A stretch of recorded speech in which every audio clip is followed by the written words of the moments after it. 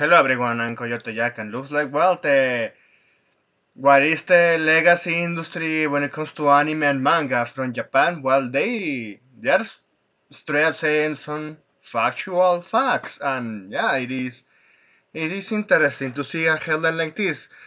Western audiences growing tired of formulaic Disney titles is what paved the way for Japanese anime. Toei Animation veterans say so. Creators at Toei Animation, Japan's oldest anime studio, share perspectives of what has made Japanese anime so popular on a global level. Right? Let's see what they have to say. So, over the past decade, anime has rapidly transformed from a niche subculture to a global industry, and I still think that was a mistake. That accounts for a huge chunk of Japan's exports. Although a lot already been said about why anime became so big outside Japan, it's not every day you get to hear the perspective of industry figures who were around to witness US movie theaters refusing to screen anime firsthand. So, yeah, they saw actual discrimination there. Creators from Toei Animation, Japan's oldest anime studio, recently talked about the quote-unquote reasons behind anime's popularity that Japanese people don't know about. So, speaking to President Online Tatsuya Nagamine, a veteran anime director at Toei Animations who directed Dragon Ball Super, Broly, and much of the One Piece anime, says that the reason why Japanese anime has become so big on a worldwide level is because it offers quote-unquote eccentric works and quote unquote, right now, only Japanese animations offers bizarre stories when you truly can't predict what will happen next. And yeah, in that sense, yeah, he's not wrong. He's absolutely not wrong, especially with the eccentric part. That's why, yes, they say Japan. Some when it comes to anime and manga, well, it can be weird at times, but that's why even from outside we enjoy it. We enjoy it a lot.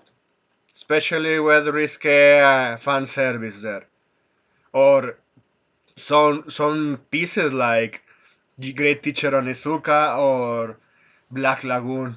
Yeah, even Black Lagoon, is heavily influenced by Western culture, and yeah, that's one of some masterpiece from Madhouse, in my opinion. So Nagamine compares the position of Japan in animation to that France in Howdy culture. So he says, Japanese anime creators are like French designers. You said the whole world is anxiously waiting to see what kind of strange creations they'll put out next.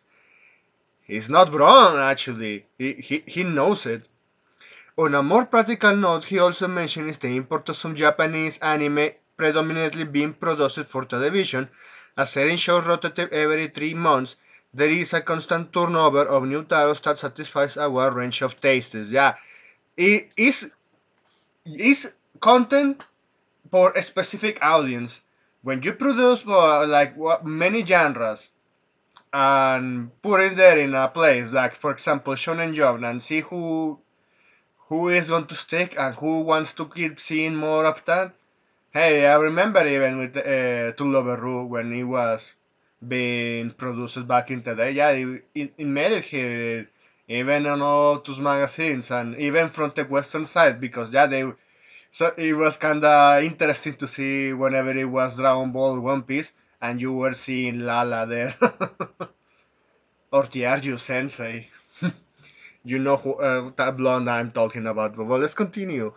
As an antithesis of Japanese animated works, Nagamine cites the works of Disney and similar Western studios, which he considers to be formulaic.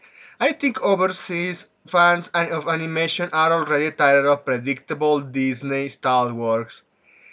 And yeah, this is not wrong. Absolutely, this is not wrong. And especially when they kind of tell those same story over and over again. Well, this guy is talking in perspective of Disney. Yeah, and we want to see creations going far and beyond. That's why the anime and manga enjoyers stick it up for that content for the most part. So, well, let's see. Ironically, Toei has occasions been referred to as quote unquote the Disney of Asia for how it pioneered animation production in the region. Well, I think Disney is Nintendo, but for the wrong reasons, and I'm going to get to that later. Toei Animation's producers and advisor Shinji Shimizu doubles down on the perspective, commenting, "Quote-unquote, Japanese anime comes from comics. There is a great care to put into the characters. Disney on the other hand has predetermined storylines, and there is always a happy ending. In Japanese anime, you may see a protagonist die halfway through or a villain turn out to be a hero. Yeah, but we have seen like the West kind of trying to push that military, and I haven't seen good examples. I think even the worst of it, we have seen many times how a villain is a villain, but they want to label that as a hero, and yeah, hey, he's a hero in his own story, and yeah, go fuck yourself with that one. So let's continue. So it's made to be satisfying even for adults.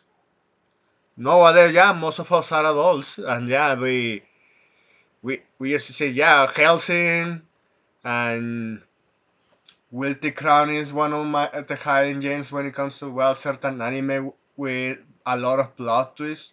And yeah, I know not many people like it, that one. Well, I remember Asobini Kuyo, which was the cats, big titty cats from space. I think I remember it had a lolly too.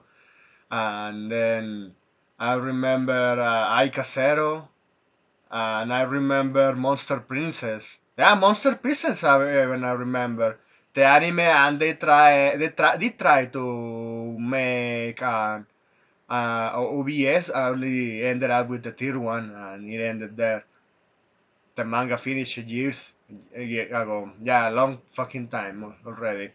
Claymore, and you know, the examples that I can think of right now.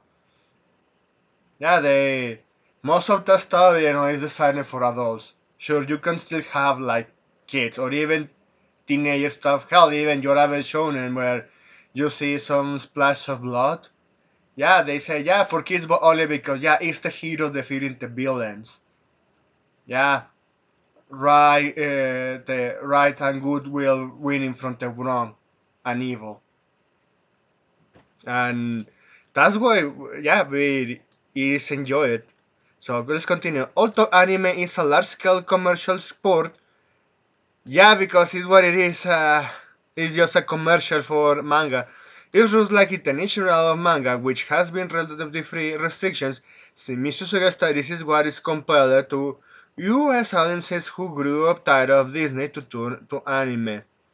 So, but despite how global it has become, Toys veterans consider that the appeal of anime lies precisely in its Japanese. In its Japanese, yeah. It's because Japan. We enjoy Japan for what it is. That's my definition of a true anime fan.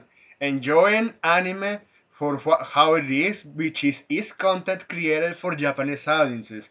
You can say some shows have some flaws. Yeah, sure, you can point it out, especially if you already consume enough for a lifetime. Yeah, if you can say that. But still, we want it for what it is. We don't want to see westernization of it.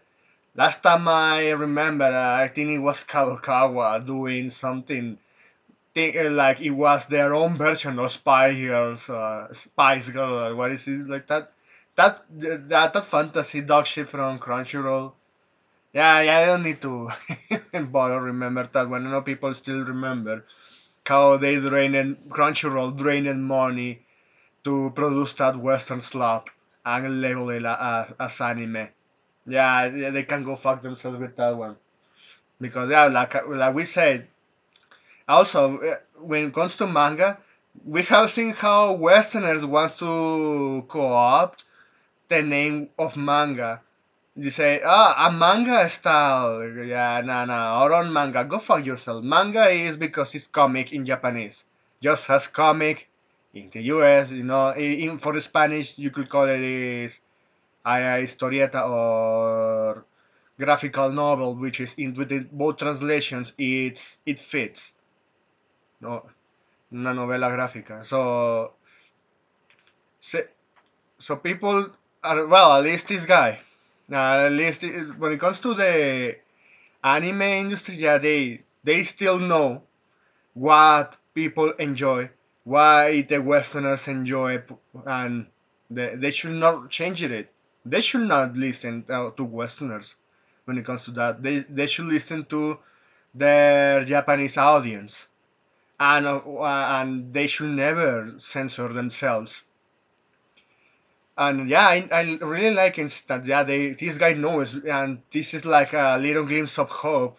Yeah, this one is giving me hope for anime and manga, despite that yeah, China is taking the roads ahead of them because yeah they want to take that market too. Yeah, compared to to what is AAA video games in the market, yeah, Japan is fuck. They should write that as a loss already. It's the Titanic that has already hit the iceberg and is still sinking and is on finals way we are going to see in up to the water. And meanwhile, I still hope manga and animes, yeah, they should keep it for what it is. And let's continue because I'm taking too long here. So Shimizu comments, what the world is paying attention to anime is Japanese culture, but not things like kabuki or sumo. It's everyday's life. Yeah, absolutely. Citing examples such as Western viewers' fascinations with the school and campus, like students of Japan. In conclusion, Japanese anime has found success by visually presenting aspects of Japanese life that don't exist overseas. Well, even Tegura and Tebad, even I have to say, I had, oh yeah, some me pum pum. I still waiting for that one to be animated. I don't think it's going to be animated. Yeah, I would like to see that one, considering all of the stuff with pum pum. Yeah, that manga turned really dark. So, well, continue on. On the other hand, an aspect of something that has changed with the million expansions into the global market is undoubtedly the product scales and costs, which is, yeah, even nowadays we can say that they don't put like the budgets that they used to do in the past. Although competition between domestic studios is also a factor. Well, they still have domestic studios, yeah, not globalized. That's the important part because, yeah, this also makes us known that the studios in Japan they are going to remain Japanese. They are going to be loyal to their own culture rather than trying to go like the way of Western video games. Because yeah, AAA like we already have seen, I already ranted about it.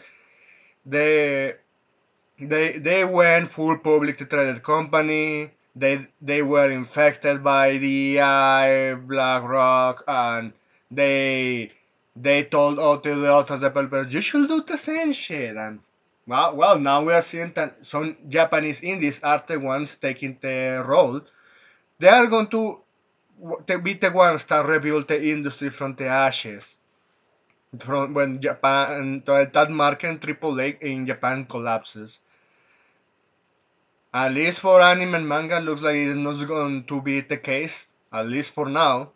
I think some of those studios that are publicly traded companies and BlackRock has investment there. Yeah, they're still going to try to infect them. And I want to think that Japan is still resistant for the most part. But well, if you want the best part of the product sensor, is the manga. Is that how always has been working like that. So well, let's read this at the end. So Nagamine says that audience expectations are why anime has become so much more detailed with time. From some cases, man, so not all, I have to say. If the quality isn't high, you can't win. And when you consider the demands of it, the overseas market, you have to keep raising the quality. Kadokawa, another big player in Japan's anime industry, has similar shared plans to shift to higher budget production. But well, we remember we have seen the CEO of Kadokawa saying, "Yeah, we need to censor for the Western global audience," and yeah, everyone was just flickering their shit because yeah, you are you trying to ruin us?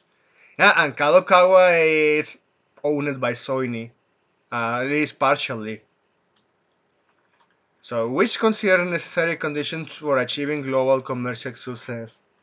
Well, yeah, what he says is not wrong. We like it. We like Japanese content for what it is. And if you want to export that one for the other markets of to the you want to go like global market, you have to make it for what it is and remain in Japanese. What he says is not wrong, man. My concerns, yeah, it's the same ones as I already stated. Trying to go full global market and being influenced in the process.